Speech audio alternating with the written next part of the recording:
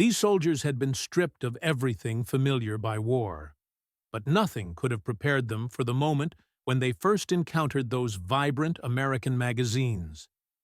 The publications lay scattered across rough wooden tables in the camp library. A young German prisoner stared down at the cover of Life magazine. The photograph seemed to pulse with life under the weak barracks lighting. For months, maybe years, he had known only the dull gray columns of text in the Völkischer Beobachter. That Nazi newspaper had been his window to the world. Its pages painted America as a nation rotting from within. Crime filled the streets. Chaos ruled the cities. Racial mixing destroyed society. Yet here in his trembling hands sat a magazine that breathed with energy. Laughter seemed to jump from every page. Optimism radiated from each photograph. This world felt impossibly far from the mud he had known, far from the gnawing hunger of the front lines.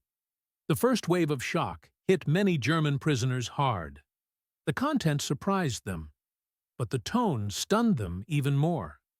These magazines never barked orders at readers. They never glorified endless battles or demanded sacrifice. Instead, movie stars leaned gracefully against gleaming automobiles. Their smiles seemed genuine. Families gathered in kitchens overflowing with abundance. The scenes looked almost too perfect to believe. Advertisements promised miraculous transformations. Soap brands guaranteed perfect skin. Breakfast cereals claimed to build strong children. Cigarettes appeared as symbols of sophisticated modern living. To men who had survived on ration cards for years, this seemed like fantasy.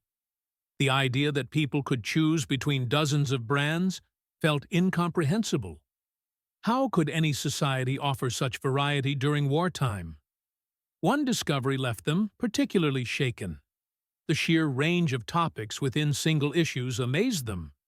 Prisoners could read about scientific breakthroughs on one page. Baseball scores filled another section. Fashion trends dominated entire spreads.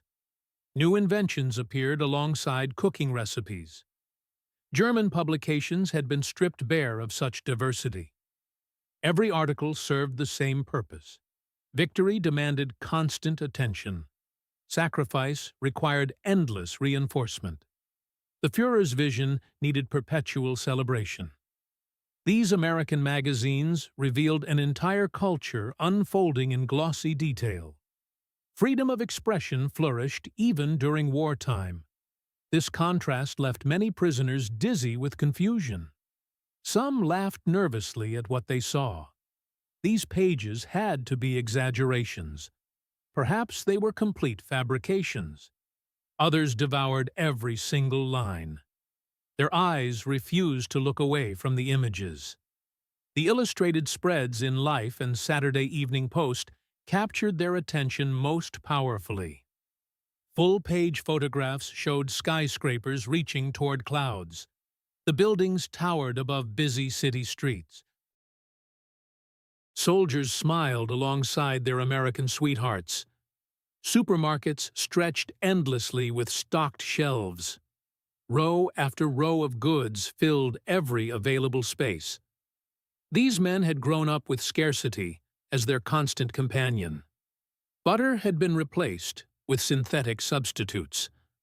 Leather shoes gave way to pressed cardboard. Real coffee disappeared years ago. Ersatz became the taste of survival. These magazine images were not simple entertainment. They represented revelation. Even the advertisements fascinated prisoners completely. POWs remarked that they had never seen consumer goods celebrated so openly. The creativity in these promotions seemed unlimited. Colors burst from every page. Slogans promised happiness through purchase. Products appeared as solutions to problems they never knew existed. Many prisoners recalled their experiences back in Germany. Strict censorship had left little room for imagination. Their magazines showed carefully selected images only. Hitler greeting crowds of adoring supporters. Heroic Wehrmacht soldiers advancing across conquered territories. Women working in factories with expressions of grim determination. Color appeared rarely in German publications. Glamour appeared even more rarely. To hold an American magazine filled with smiling women was shocking. These women wore fashionable dresses. Their faces showed joy rather than duty. Young men drove sleek convertibles down open roads. Freedom seemed to flow from every photograph. This glimpsed an alternate universe that did not fit Nazi propaganda.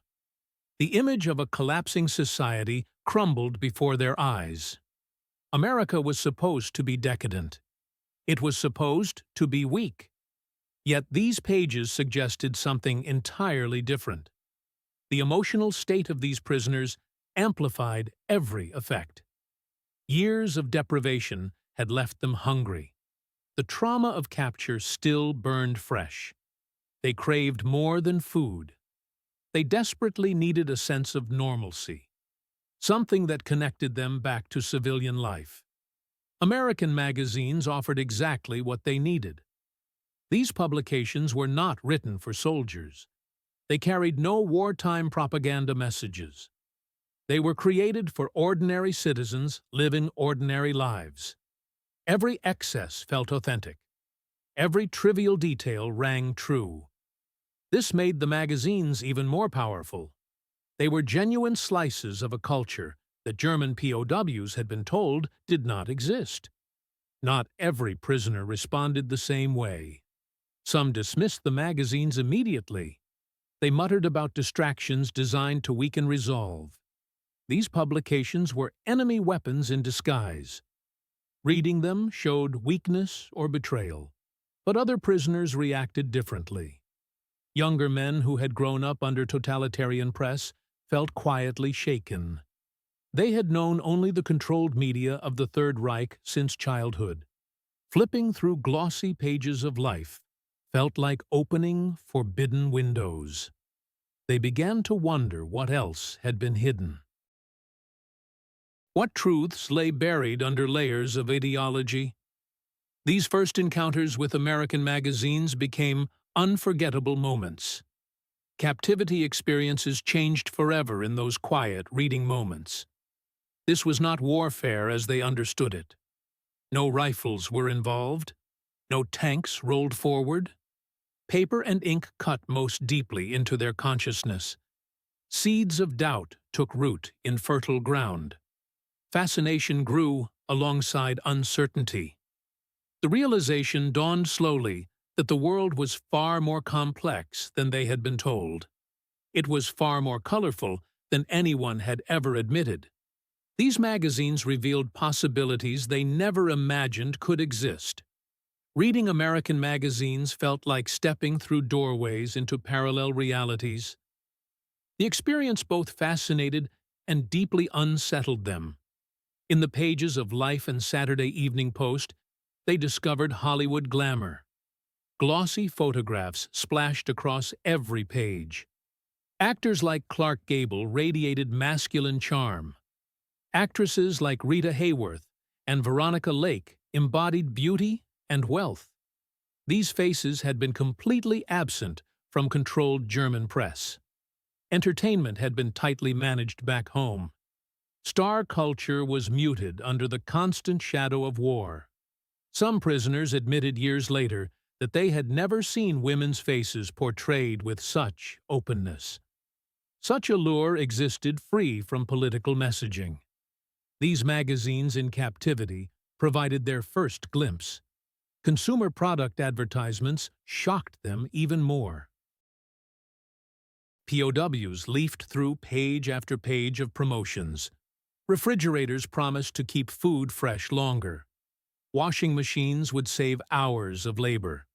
Radios brought entertainment into homes. Cars offered freedom and mobility. Many prisoners had never possessed such items.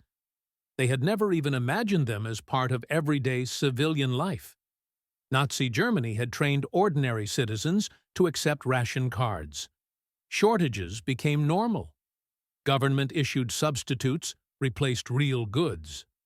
Quality decreased while propaganda about sacrifice increased. Yet here on American paper, companies competed fiercely. Bold slogans captured buyers' attention. Dazzling illustrations made products seem essential. A single magazine presented a world where everyone had access to luxuries. To the POWs, these looked like dreams made tangible. The abundance seemed almost supernatural. Cultural collision grew sharper when they encountered American family stories. Photographs showed suburban homes with perfectly manicured lawns. Well-dressed children played in lush green yards.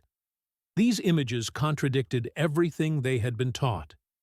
The grim propaganda had depicted the United States as plagued by crime. Poverty was supposed to destroy American families. Instead, prisoners stared at images of fathers grilling meat in backyards. Mothers proudly displayed new kitchen appliances. Teenagers enjoyed jukebox music at cheerful diners. For German soldiers raised under systems glorifying discipline, this carefree abundance felt unbelievable. It was also strangely magnetic. The contradiction created cognitive dissonance that many struggled to resolve. Sports coverage provided another surprise. German POWs found entire magazine sections dedicated to baseball. American football filled dozens of pages. Statistics covered every possible measurement. Team rivalries were documented in detail. Photographs showed packed stadiums filled with cheering fans. Back in Germany, sports coverage had served different purposes. Athletic achievement was tied to national pride. Athletes became symbols of racial strength. Competition served the state, rather than entertainment. American magazines treated sports as leisure activity. They were business opportunities. They were pure entertainment. The commercial energy surrounding baseball seemed bizarre to these prisoners. Collectible cards featured player statistics. Fan culture generated its own economy. Soccer had been their dominant pastime back home, but it was stripped of such commercial glitter. This American approach to sports felt almost frivolous. Individual success stories appeared repeatedly throughout these magazines. Profiles featured entrepreneurs who had built empires, inventors who had changed the world, entertainers who had risen from modest beginnings to national prominence. These tales struck German POWs as remarkable. They were accustomed to systems emphasizing collective sacrifice. Obedience to authority was paramount. Individual ambition was often punished rather than rewarded. These American magazines suggested a society that valued personal achievement. Self-promotion was encouraged rather than discouraged. Some prisoners scoffed at what they called American bragging. Others quietly admired the notion that ordinary people could achieve fame. Wealth could be earned through talent. Luck could change everything. These ideas challenged fundamental assumptions about social order. The sharpest collision came when prisoners compared American publications with German ones. German magazines like Signal had been carefully curated. Official speeches dominated content. Images of heroic soldiers appeared constantly. There were rarely depictions of daily life beyond war effort. Glamour was dismissed as dangerous distraction. Frivolity was viewed as weakness. American magazines embraced trivial alongside serious. War front photographs could appear next to lipstick advertisements. Articles about movie releases followed battle reports. To the POWs, this blend of gravity and lightness seemed chaotic. It also seemed strangely human. Life continued despite war. People still wanted entertainment. Beauty still mattered even during destruction. This revelation challenged their understanding of how societies should function during crisis. Reading these magazines left many prisoners deeply conflicted. Training told them to dismiss everything as propaganda. Capitalist excess was supposed to be obvious, yet the authenticity of photographs made dismissal difficult. The detailed stories felt too real to be fabricated. In quiet barracks moments, heated arguments erupted. Was this the real America? Or was it carefully constructed illusion? The debates could grow intense, but the images refused to vanish from memory. They lingered in consciousness like persistent dreams. Surrounded by barbed wire, German POWs realized something profound.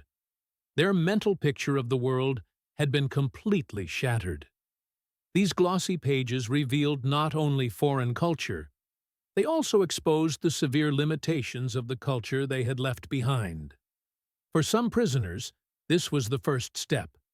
Everything they had believed to be true now seemed questionable. American comic books generated even more visceral reactions than glossy magazines. Unlike the polished elegance of life, comics like Superman offered whirlwind experiences. Batman provided colorful fantasy adventures. Captain America delivered pure action. Wonder Woman embodied female power. These flimsy booklets of pulp paper felt like electric jolts. Men who had spent years immersed in bleak military news suddenly encountered pure imagination. Rationing charts gave way to superhero adventures. Dry, ideological pamphlets were replaced by colorful entertainment. These publications were not just diversions. They were windows into culture celebrating imagination without restraint.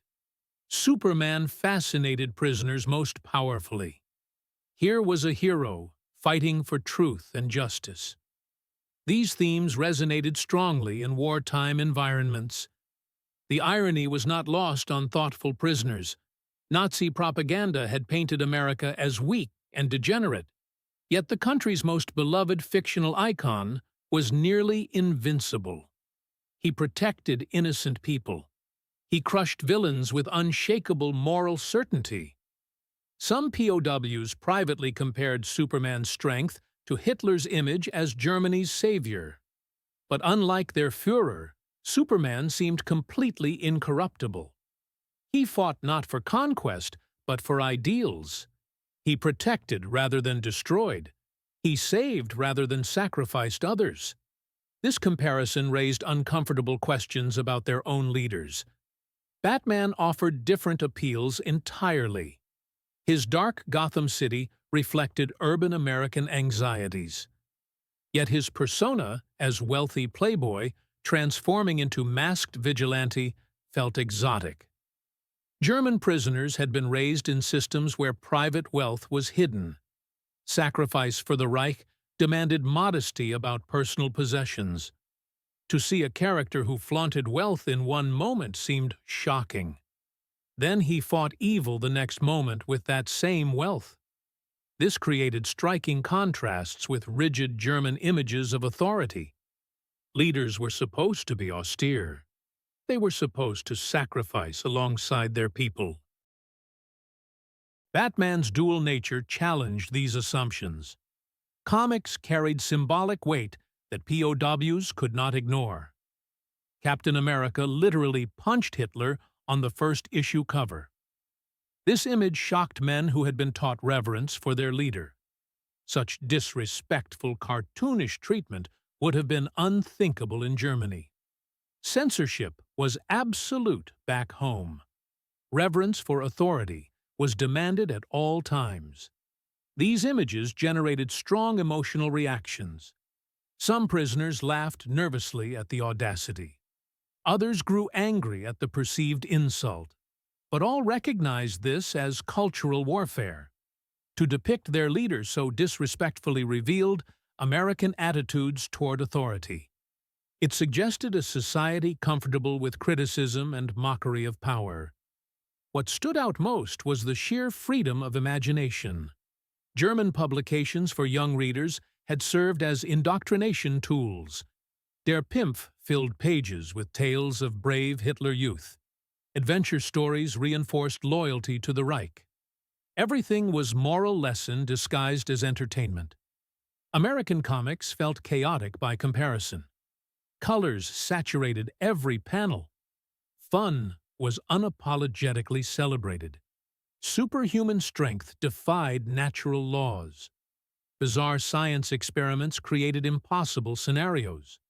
Masked villains plotted cosmic destruction. These elements felt untamed and wild. Even wartime propaganda in comics maintained creative freedom. Americans seemed to encourage their youth to dream beyond reality's limits. This approach to imagination felt revolutionary to prisoners raised under strict ideological control. Visual style amazed prisoners with artistic backgrounds. Bold lines created dramatic effects. Saturated colors demanded attention. Action panels generated emotional engagement. Stories leaped from page to page with kinetic energy. German illustrated publications had followed more conservative approaches. American comic art showed remarkable innovation. Exaggerated perspectives created depth. Speech bubbles carried dialogue with playful emphasis. Even typography contributed to storytelling rather than just conveying information. Cultural codes buried within comics fascinated prisoners studying American society. Casual slang of teenagers revealed generational attitudes. Urban settings showed different lifestyle possibilities. References to jazz clubs suggested musical freedom. Baseball games indicated leisure priorities. These details seemed alien to men raised in villages or strict military hierarchies. Comics became accidental language lessons.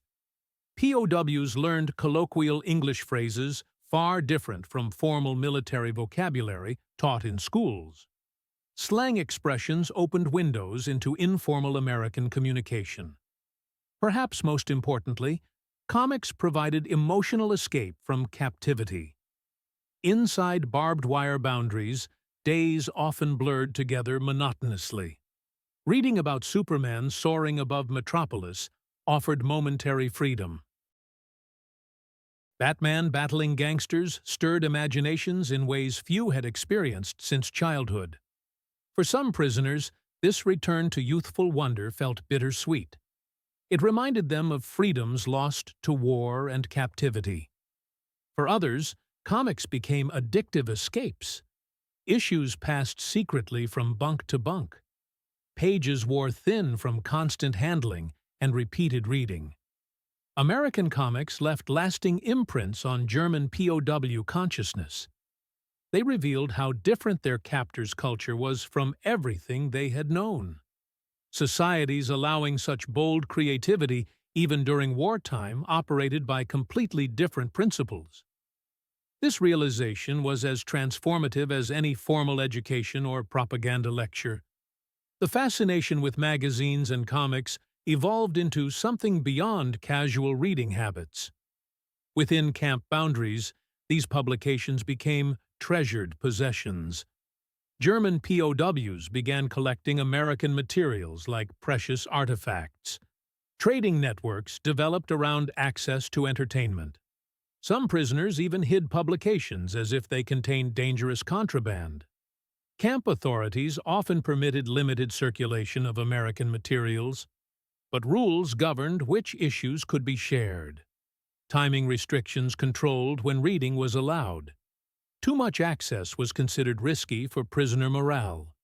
Some guards confiscated magazines they thought distracted men from assigned labor duties. Scarcity only increased the perceived value of these publications. Informal black markets emerged among prisoners themselves. Trading became sophisticated and competitive. A prisoner might exchange cigarettes for reading privileges. Hand-carved chess pieces bought access to coveted issues. Extra food rations purchased temporary ownership of comic books. Tattered copies of Life magazine passed through dozens of hands before disintegrating completely. Collier's issues were read until pages separated from bindings. Even cheap comic books were treated like fragile manuscripts by desperate readers. Some POWs carefully repaired torn pages with thread scraps.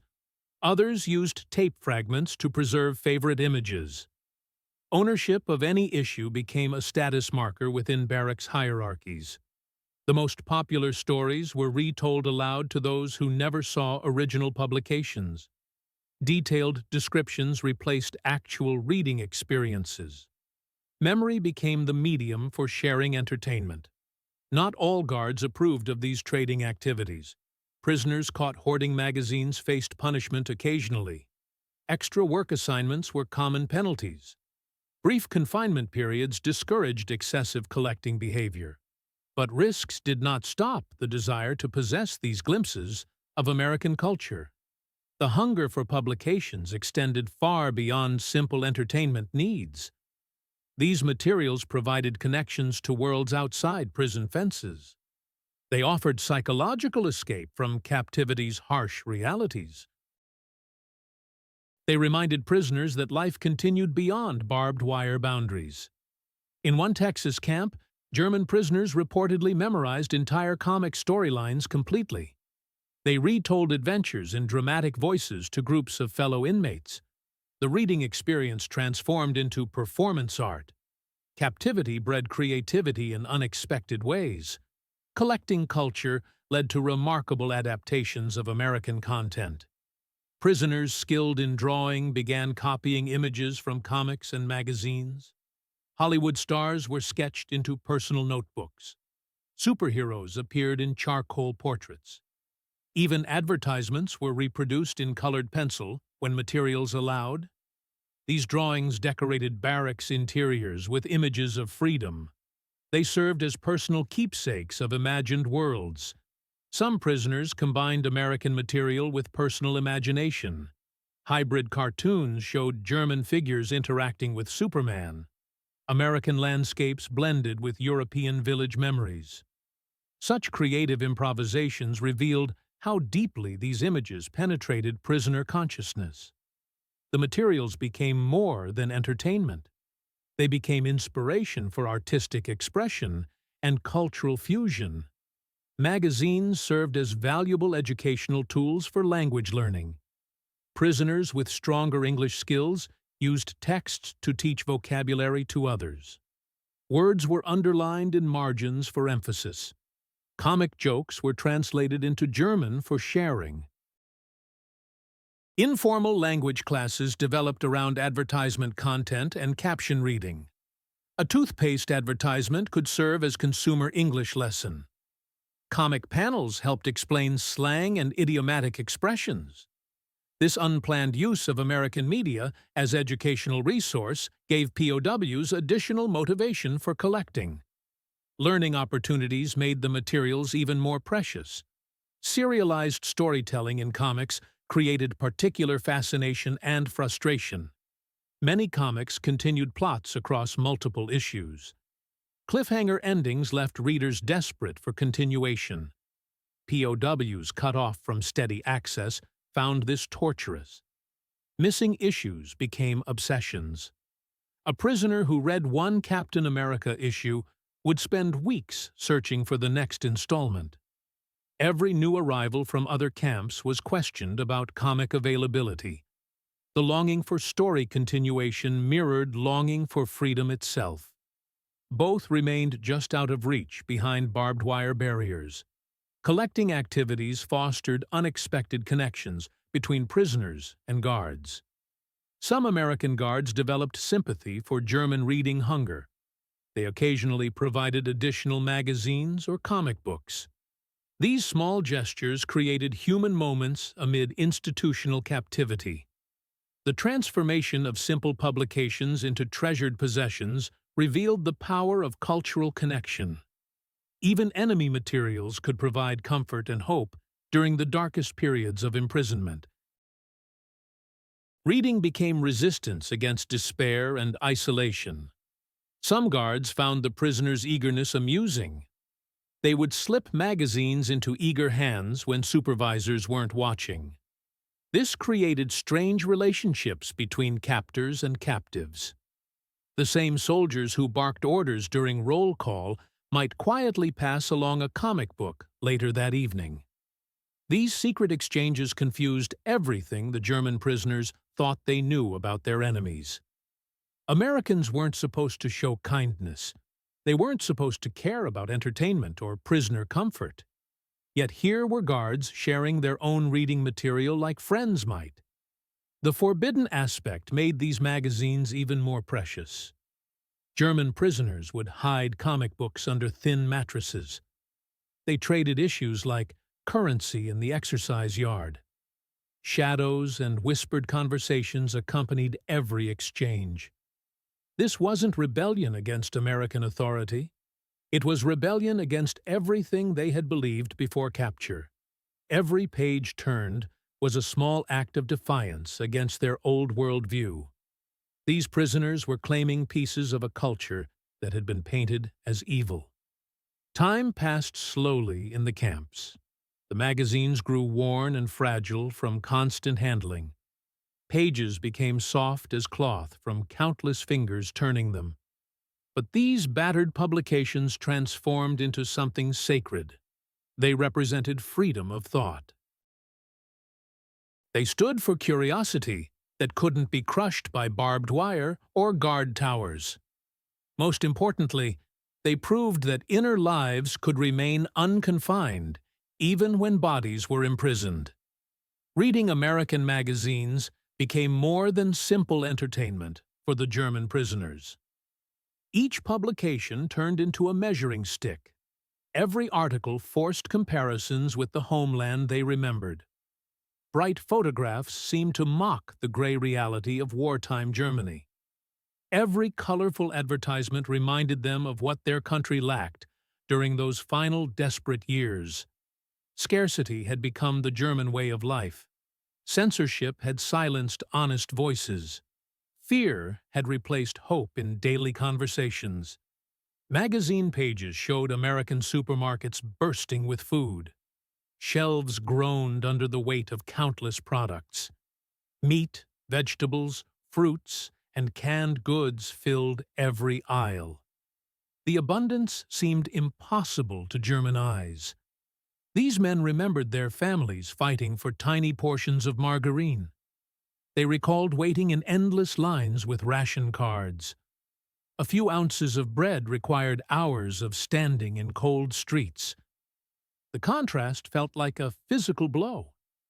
Here was a society that photographed overflowing dinner plates for entertainment. Their own people had forgotten what full meals looked like. Children back home had grown up knowing only hunger pangs and empty stomachs. Fashion spreads hit just as hard as food advertisements.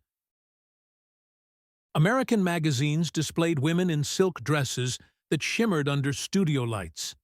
Tailored suits showed off perfect stitching and expensive fabrics. Stylish hats crowned faces that glowed with health and confidence. The German prisoners stared at these images in disbelief. By 1944, their women were sewing clothes from curtain fabric. Old blankets became winter coats through desperate creativity. Recycled materials replaced new textiles that no longer existed. Patched uniforms marked most German women during those final war years. Homemade clothing, crafted from whatever scraps could be found, filled their closets. The elegant American fashion photographs seemed to come from another planet entirely. Several prisoners later remembered these style pictures hitting harder than political articles. Prosperity showed itself more clearly in silk dresses than in written arguments. No speech could deny the evidence of their eyes. The magazines revealed a society untouched by the same desperate shortages that had consumed Germany. Every photograph proved abundance, while German reality spoke only of deprivation and want. Censorship differences sparked intense discussions among the prisoners. German publications like Signal or Der Angriff had delivered only approved messages for years. Every story supported state positions. Every photograph showed only victory and strength. News of defeats never appeared in German papers. Enemy strength was always minimized or ignored completely. Each page had been carefully crafted to maintain morale and support for the war effort. Truth took second place to propaganda in every publication. American magazines seemed startlingly different. Articles openly debated political decisions. Leaders faced criticism in print, while wars still raged. Candid photographs showed military life without romantic gloss or heroic poses. This openness shocked the German prisoners deeply. They had never imagined civilians reading criticism of their own government during wartime. Such freedom seemed almost treasonous to men raised under totalitarian control. The concept that democracy meant more than empty rhetoric slowly dawned on them.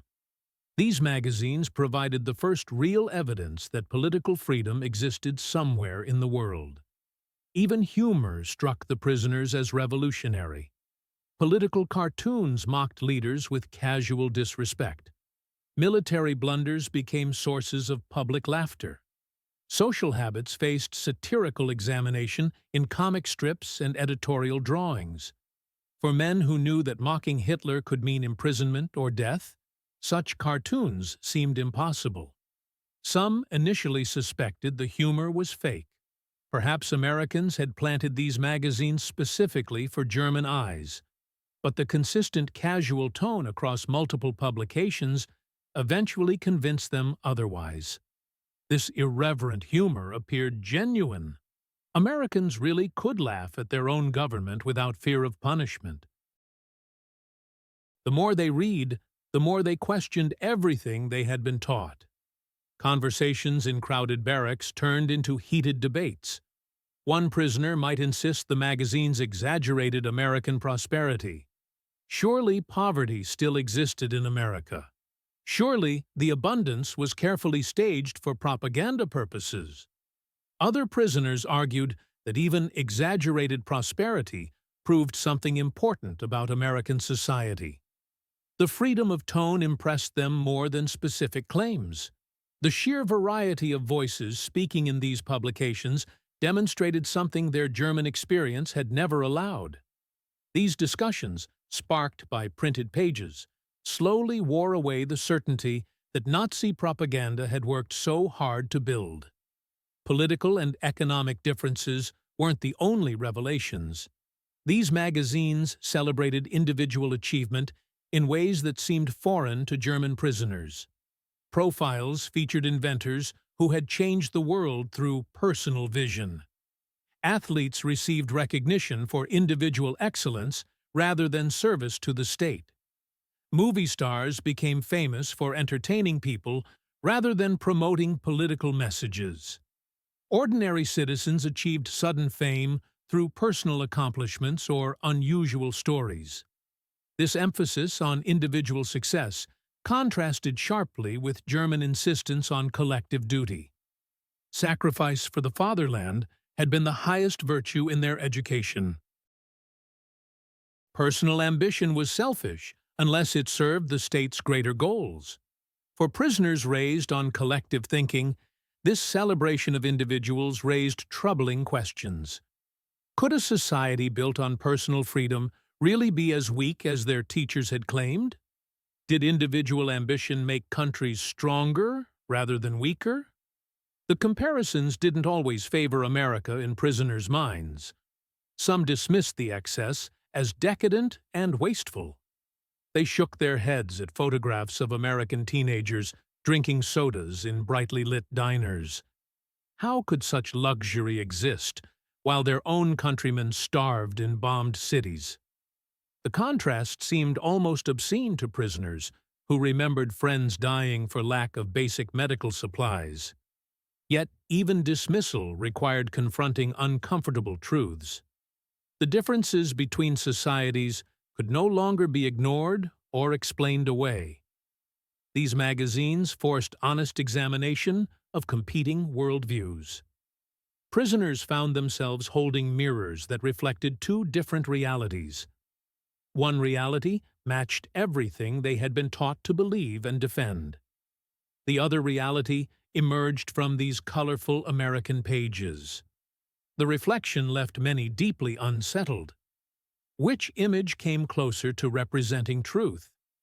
Which society offered better lives for ordinary people? The questions multiplied with every magazine they read. American officials understood the subtle influence that magazines and comics carried within prisoner camps.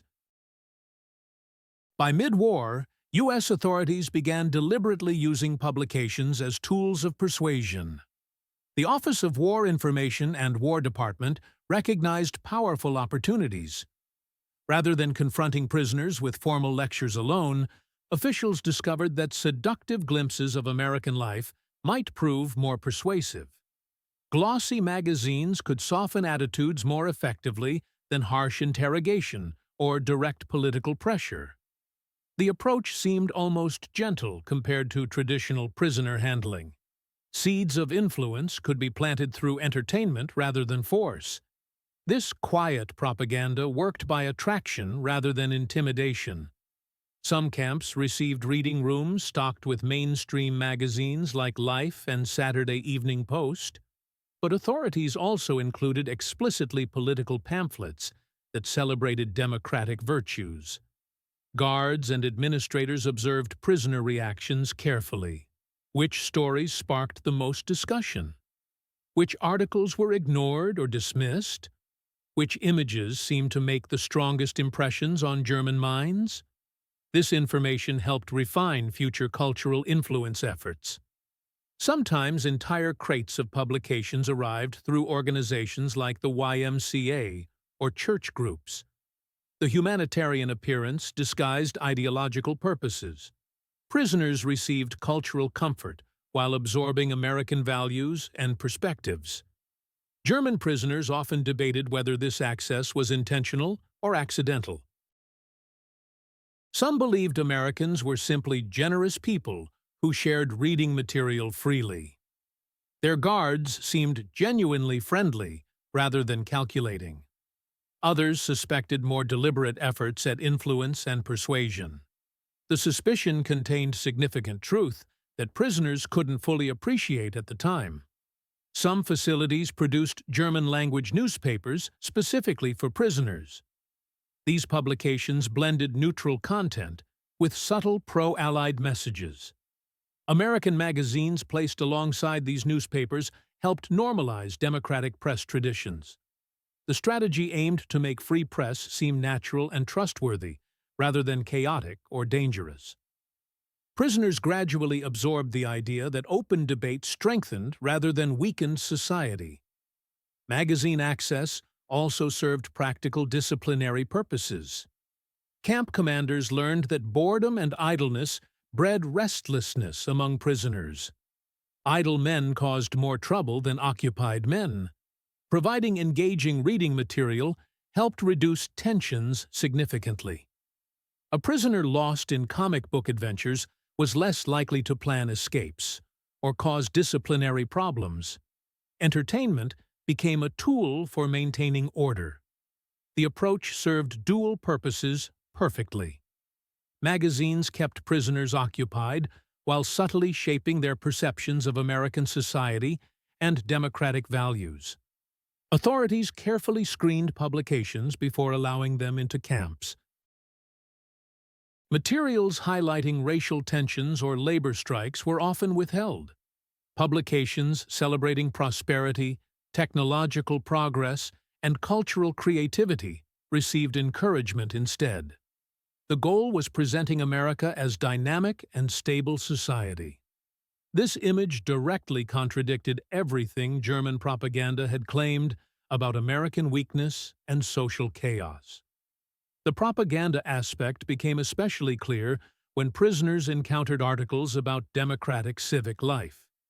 Magazine stories covered elections, public debates, and community initiatives with casual acceptance. POWs marveled that such topics could be discussed openly without punishment or government interference. In Germany, political sphere had been completely untouchable territory. In America, politics appeared to be part of everyday conversation. For administrators, This represented exactly the lesson they wanted prisoners to absorb. Democracy wasn't chaos or weakness. It was a structured system that allowed dissent without collapse or violence. Cultural influence carried equal calculation and purpose. Exposing POWs to jazz music, Hollywood entertainment, baseball, and consumer advertising highlighted American soft power appeal. Prisoners who laughed at comic strips were engaging with American values. Men who dreamed about automobiles shown in advertisements were being nudged toward curiosity rather than hostility. This subtle psychological campaign worked by planting questions rather than demanding immediate loyalty changes. The strategy encouraged prisoners to compare and doubt rather than breaking their allegiance through force. Gentle persuasion seemed more effective than harsh treatment for long-term attitude changes. Some German prisoners only realized this calculated strategy years later when reflecting on their captivity experiences. At the time, magazine allure often overpowered any suspicions about ulterior motives. Even prisoners who guessed at propaganda intent admitted they couldn't resist the attraction. The mixture of truth, glamour, and freedom embedded in magazine pages worked more effectively than lectures or interrogations ever could. In quiet barracks, as German POWs turned glossy pages, America conducted experiments in persuasion. The tools were ink, images, and ideas rather than force, threats, or punishment. Months of captivity transformed magazines and comics from simple diversions into cultural gateways. German POWs began using them as informal textbooks for understanding American society. They absorbed more than stories and pictures. The rhythm of American speech patterns emerged from comic book dialogue. Codes of everyday behavior revealed themselves through advertisements and articles. For prisoners whose English came only from formal classroom instruction, this slang-filled material was completely new. Words like gee, swell, and okay puzzled them initially, but soon these expressions became part of their vocabulary. Clumsy repetition in barracks conversations showed their growing familiarity with American expressions. This gradual cultural immersion struck younger soldiers most powerfully. Some had entered military service as teenagers. They found themselves fascinated by depictions of American dating culture and social gatherings. Comics featuring teenagers at soda fountains painted pictures of youth utterly foreign to their experience. Magazine stories about dances and movie outings suggested possibilities they had never imagined. For German youth, adolescence had meant military drills, brown shirts, and loyalty oaths to the Reich. In America, teenage years apparently meant jukeboxes, freedom, and social adventure. Cultural education extended far beyond language lessons. POWs noted how American society valued humor, individuality, and personal expression through fashion choices. Articles about jazz musicians like Duke Ellington or Benny Goodman introduced them to musical creativity. Some prisoners practiced American mannerisms they observed in photographs. Relaxed postures replaced rigid military bearing during informal moments. Slang greetings amused them as they parodied casual tones they read in magazines. Guards sometimes watched in amusement as young Germans attempted to act like American movie characters. The imitation seemed harmless, but revealed deep cultural curiosity and attraction. Even small advertising details became cultural lessons. Household appliances were marketed as tools for creating leisure time rather than mere efficiency. Washing machines could free women from endless chores. Refrigerators symbolized family happiness and modern convenience. These marketing messages, absorbed unconsciously, challenged hierarchical and utilitarian values that German education had emphasized. The process of cultural conversion varied significantly among prisoners. Older men often resisted what they saw as American softness. They mocked casual lifestyles while holding on to ideals of discipline and order. Yet even resistors couldn't escape noticing profound cultural contrasts. They might ridicule comics as childish entertainment, but at night they still leafed through pages, drawn to images of bustling cities and smiling crowds. The more they read, the harder it became reconciling weak America from their education with confident, colorful society revealed in print. Propaganda and reality seemed increasingly difficult to reconcile. Cultural fascination reshaped prisoner activities in many camps. Theatrical performances staged by POWs sometimes borrowed storylines from American comics. Improvised plays featured exaggerated versions of Superman or Batman characters. German humor blended with American tropes in unexpected combinations. Other prisoners decorated camp newspapers with imitations of American cartoon art. They filled publications with slang phrases copied without complete understanding. What began as simple imitation evolved into cross-cultural experimentation. Prisoners were creating hybrid entertainment that mixed their backgrounds with newly discovered American influences.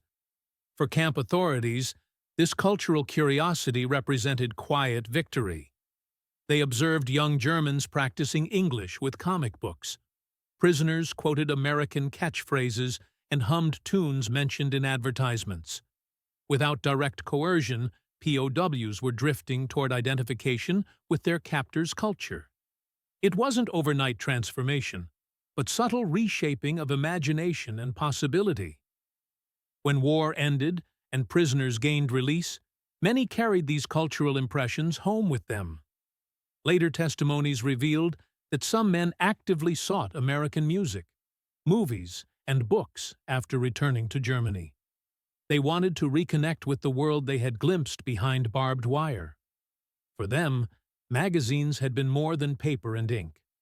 They had opened windows into different kinds of future possibilities. Long after fences came down and camps emptied, memories of those glossy pages lingered with many German POWs. The magazines and comics had provided their first genuine exposure to worlds beyond rigid ideology. Those encounters left permanent marks that lasted well into post-war decades. Returning to shattered Germany, former prisoners found themselves recalling vibrant images of abundance, leisure, and creativity. Amid rubble and shortages of the late 1940s, contrasts between captivity reading and homeland reality seemed overwhelming. What they had seen in magazines appeared almost unreal compared to post-war German conditions. Several former prisoners later admitted in memoirs and interviews that serious doubts about Nazi propaganda had begun with American publications rather than Allied interrogations. One ex-POW vividly remembered shock at seeing Captain America punch Hitler on a comic book cover. Such irreverence was unimaginable in Germany. The realization that such images could exist without fear of reprisal opened his mind to possibilities he had never considered. Others recalled learning more about American politics and daily life from magazines than they had ever imagined possible during wartime. What began as idle curiosity had grown into quiet rethinking of the world. Younger POWs experienced even stronger cultural influence. Men who had been teenagers in camps later became part of the generation that welcomed American music, films, and consumer culture during the 1950s. They were among the first West Germans to embrace jazz clubs, Hollywood movies, and imported comic books. Impressions formed in captivity helped prepare them for society that would lean heavily on American cultural exports. Not all prisoners transformed in identical ways. Some dismissed their reading experiences as mere distractions from more serious aspects of captivity. They claimed real impact came from labor, hunger, or homesickness rather than entertainment. Yet even those who downplayed magazine influence admitted that imagery of American life had been difficult to forget. Life magazine spreads showing illuminated skyscrapers at night remained vivid memories. Advertisements promising refrigerators in every home took on mythical weight for men returning to bombed German cities. Such visions seemed impossible, but remained powerfully attractive. Historians studying prisoner testimonies note how frequently magazines appear in recollections. They emerge not simply as curiosities but as formative cultural encounters that shaped post-war attitudes. Unlike official propaganda leaflets that many POWs distrusted, magazines felt authentic and unfiltered by government control. That authenticity gave them lasting credibility in prisoner memories. Prisoners might not have believed every advertising claim, but they remembered the tone. The sense of openness, humor, and confidence set American culture apart from anything they had known. Some ex-POWs credited exposure to these materials with shaping later political attitudes.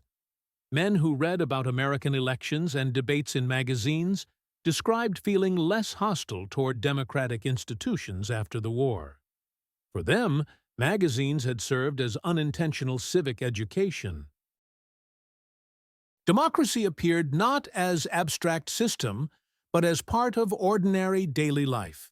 Stories about families, athletes, inventors, and entertainers showed freedom in practice rather than theory.